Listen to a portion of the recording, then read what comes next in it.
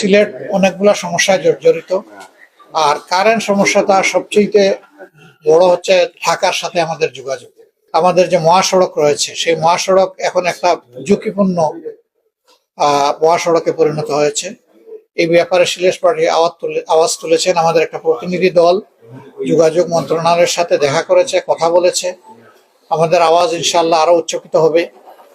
আমরা দাবি করি যে যত তাড়াতাড়ি সম্ভব এই দুর্ভোগগুলা দূর করে ঢাকার সাথে স্বস্তিদায়ক যোগাযোগ যেন আমাদেরকে করার সুযোগ করে দেওয়া হয়। এছাড়াও আরো অনেকগুলো সমস্যা রয়েছে, সেই সমস্যার ব্যাপারে ইনশাআল্লাহ যথাসময়ে আমরা অ্যাড্রেস করব, কথা বলবো এবং দাবি আদায়ে জামাত ইসলামী সিলেটবাসীর সাথেই থাকবে, ছিল, আছে, থাকবে ইনশাআল্লাহ। 5 তারিখের পর পরিবর্তনের পর থেকে, গত বছরের আগস্টের 5 তারিখের পর থেকেই আমরা একটা বিষয় খুব গভীরভাবে অনুধাবন করছিলাম। বিদেশে অবস্থানরত বাংলাদেশিরা নানা সমস্যায় জর্জরিত। সেই দেশে অবস্থানকালীন সময় এবং দেশে আসার পরে তাদের এই বিষয়গুলো অ্যাড্রেস করা উচিত। আমরা চেষ্টা করেছি, কিন্তু আমাদের মনে হলো যে একটা দাবি যদি তাদের, একটা অধিকার যদি তাদের প্রতিষ্ঠিত হয়, তাহলে সেই অধিকারের হাত ধরেই বাকি অধিকারগুলো প্রতিষ্ঠিত হবে এবং এটি হচ্ছে তাদের ভোটের অধিকার। আমরা প্রথম দিক থেকে এই দাবি উত্থাপন করেছিলাম।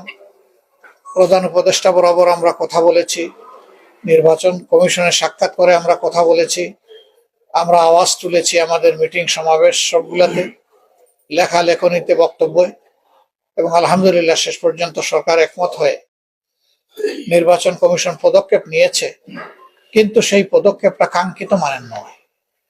সেখানে ওটিটিতে অ্যাক্সেস পাওয়া যাচ্ছে না, যার কারণে আগ্রহ থাকা সত্ত্বেও সকলে এখন পর্যন্ত গত 30 অক্টোবর যে সময় বেঁধে দেওয়া হয়েছিল, এই নির্দিষ্ট সময়ের ভিতরে অনেকেই ভোটার হতে পারেননি।